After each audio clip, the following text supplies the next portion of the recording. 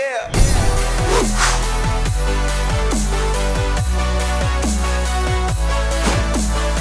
Welcome back to the Gridiron Expert, bringing you some of the best college football news, predictions, and analysis.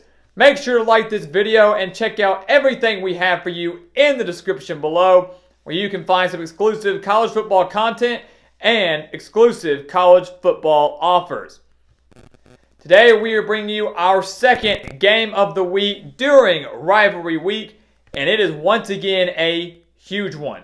It is the Big Ten West championship game as Wisconsin will take on Minnesota, with the winner not only winning the West but also winning Paul Bunyan's axe.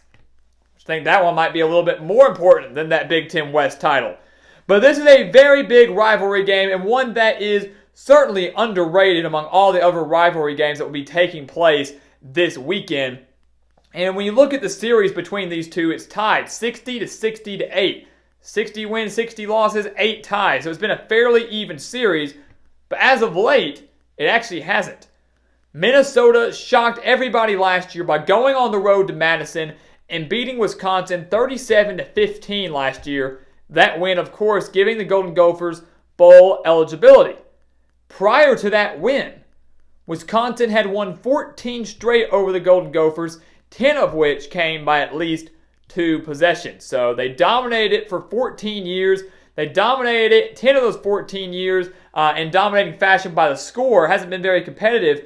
But now Minnesota's trying to flip the script and not only take a series lead here, but win the West, win the Axe, and win back-to-back games over Wisconsin. And as we all know, Minnesota right now is sitting at 10-1. If they win this game, we know they're going to the Big Ten title game against Ohio State. And it should be noted that the last time Minnesota beat Wisconsin at home was in 2003. They finished the season 10-3, and that was the last year Minnesota won 10 games. That was the last time Minnesota won 10 games. It was back in 2003, and they beat Wisconsin at home. Maybe something's brewing here. If history's any indication, Minnesota could come away with a win this Saturday afternoon. But let's break down the offensive side of the ball between the Badgers and the Golden Gophers. We'll start with Wisconsin here. When you think of Wisconsin offense, you know and you think of Jonathan Taylor.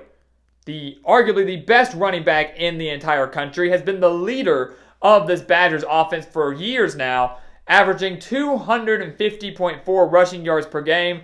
Taylor having over 1,600 yards, averaging 6.5 yards per carry.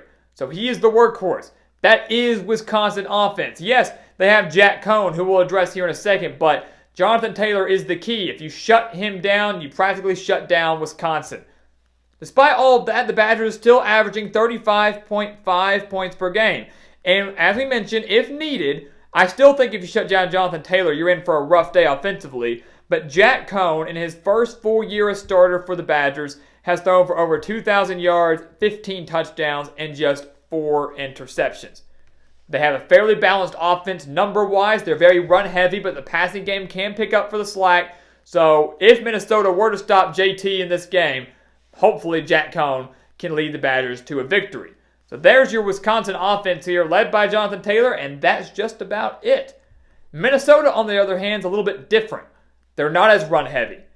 They are very, very balanced, I will add, but they have one of the best quarterbacks in the Big Ten with Tanner Morgan. And I think if someone had come up to me prior to this season and said Tanner Morgan is going to be one of the best quarterbacks, not just in the Big Ten, but in the nation, I probably would have laughed at them. I would have said, yeah, he'll probably have a good year, but no way. Morgan is completing 65.2% of his passes and has the 6th best QBR in the entire country. It's truly unbelievable. What a job well done from PJ Fleck and Morgan transforming this offense. They are averaging 35.9 points per game, 247.1 passing yards per game. But we mentioned that they are fairly balanced because they have a guy named Rodney Smith at running back. And he has over 1,000 yards this year, and the Minnesota rushing offense averages 184.7 rushing yards per game. So nearly 200 rushing yards per game from this Minnesota rushing attack. So they're extremely balanced. You take away one, they've still got the other.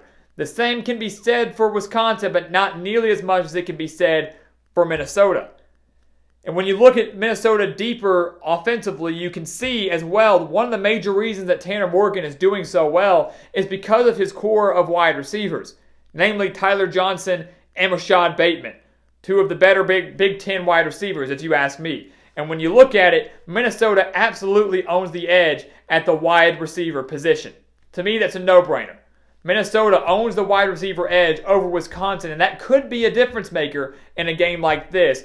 In a game where, if it comes down to it, and the passing game becomes very important for both teams, I 100% wholeheartedly believe Minnesota owns that edge. So defensively, we know both of these teams are very, very good defensively. They wouldn't be in a position to win the Big Ten West if they weren't good defensively. But they both have some weaknesses on that side of the ball. Wisconsin's allowing 169.9 passing yards per game. That's not a bad mark, but you're going up against a great passing offense in Minnesota. That's something to be a little bit worried about. This is the best quarterback that Wisconsin has faced since they took on Justin Fields a couple weeks ago when they faced off against Ohio State. And of course, that was a 38-7 loss to the Buckeyes. Justin Fields in that game had 167 yards and 2 touchdowns. Not the best stat line, but Justin Fields didn't have to do too much because J.K. Dobbins just absolutely dominated that game. The Badgers are allowing just 14.4 points per game, but as of late, over the past 4 games, they're allowing 26.3 points per game. So that's a little less than 12 points per game more than they're allowing on the season over these past 4 games. I think that's a little bit of a cause of concern, especially when you're going up against a high-powered offense in Minnesota. But the key for Wisconsin defensively, and something we'll address in our keys to the game, is their run defense. It is absolutely phenomenal. One of the best in the entire Big Ten Conference, allowing just 98.5 rushing yards per game. That is a huge key in this game and could spell trouble for Rodney Smith in this Minnesota rushing attack that, as we mentioned, is averaging nearly 200 per game. For Minnesota, their weakness, without a doubt, defensively, is their rushing defense. And that, of course, spells bad news when you're going up against one of the best running backs in the country with Jonathan Taylor.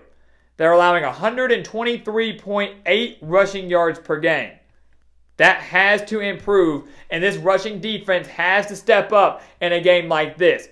Jonathan Taylor had 250 yards against Iowa's rushing defense. Minnesota was not able to do much against that Iowa defense. So you look at this, and I'm looking at it, and I'm thinking Jonathan Taylor might have a field day in this one unless Minnesota can step it up. That's a lot of yards they're allowing. They're allowing 21 points per game. Not a bad mark. Not great. It's 3 touchdowns. The offense has been able to outscore them. But they are certainly a little more generous against the pass. So rushing defense, certainly their weakness. Obviously, they're allowing more yards against the pass, as many teams do. But the rushing team is the one that Minnesota has to focus on the most in this game. So what are going to be the keys? What are going to be the keys in this game? Who's going to come away with a win here and win the West? This is not the game from last year, guys. Minnesota won that game. That was their Super Bowl because that was going to give them the bowl eligibility. It was either miss it or you go. This one's the Super Bowl for both teams. You win this, you are going to the Big Ten championship game. And for Minnesota, you win this, your playoff hopes stay alive. So for Wisconsin, what are their keys to the game? First off, take care of the football. We say that just about every time we have a game of the week. But it is so true, and we say it because teams aren't doing it. Wisconsin has to take care of the football. They had 4 turnovers last week in their 45-24 win over Purdue. Had Purdue been fully healthy, had Wisconsin been playing a better team, they probably would have lost that game because rarely are you able to escape a game where you have 4 turnovers. Rarely are you able to win a game where you have 4 turnovers. They had 5 total turnovers in their 2 losses this season, which came to, of course, Ohio State and that upset loss to Illinois. So 4 last week, 5 in the 2 games that they lost. Bit of a cause of concern there for Wisconsin. Ball security is going to be huge. Secondly, for Wisconsin, they're a strong defensive team. We know that. So slow down Tanner Morgan. I think Wisconsin's rushing defense does a pretty good job of shutting down Rodney Smith and anything that PJ Fleck and the Gophers try to run at them. I think Wisconsin does a pretty good job of that and forces Tanner Morgan to try to win this game through the air. And if they do that and they're able to slow him down a little bit, force some errors, force some turnovers, then Wisconsin will probably come away with this game because they will basically make Minnesota's offense a non-factor. So that's going to be their key. Stop the run. I'm not too worried about that with how strong it is. Focus more on the pass. For Minnesota, first things first, you're at home with a division title on the line in a rivalry game. Get out to a fast start. If that stadium is packed the way it was against Penn State, you want that crowd in it from start to finish, just like they were in that upset win over Penn State. So get a fast start, get the crowd involved early, and get the crowd involved often. Home field advantage, guys. You know it's a big deal for me and can play a huge role in a game like this. Secondly, shut down Jonathan Taylor. I mean, that's obvious. You've got to shut down one of the best running backs in the country. We know Wisconsin's going to try to utilize him. We know that Wisconsin has done a fairly good job of utilizing him more in the passing game. So Minnesota has to be able to make him a non-factor and force Jack Cohn to try to win this game through the air, something that he has been able to do at times, but I certainly believe Tanner Morgan owns the edge. And then finally for Minnesota is forced turnovers. So you see how everything's kind of tying in together there. Wisconsin has not done a very good job of taking care of the football. Minnesota has done a fairly good job of forcing turnovers this season. If they can create just one or two and capitalize off of them, that will go a long, long way in a game like this. So Minnesota, force these turnovers, get a couple fumbles, interceptions, whatever it needs to be, and then capitalize, score some points. Even if it's just a field goal, score some points, and they will win this game. So as a matter of fact, I do have Minnesota winning this game. That's exactly who I have winning. And I think a lot of people are going to disagree with that. I think a lot of people, for some reason, like Wisconsin in this game. The FPI has given them a 60.7% chance to win. And I said back in our Week 14 prediction video, and I'll say it again now, I think they got it backwards. I think Minnesota should be the one that's favored 60.7%. I think Minnesota should be the one that is favored in Vegas.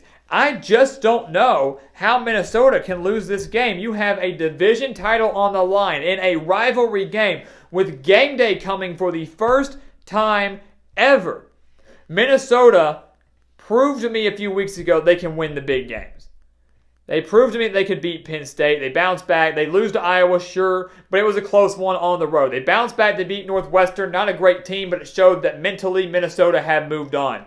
I just don't know, with everything surrounding this game, how Minnesota can blow it, especially with it being at home. It's going to be a close game, closer than that 37-15 game that we saw last year.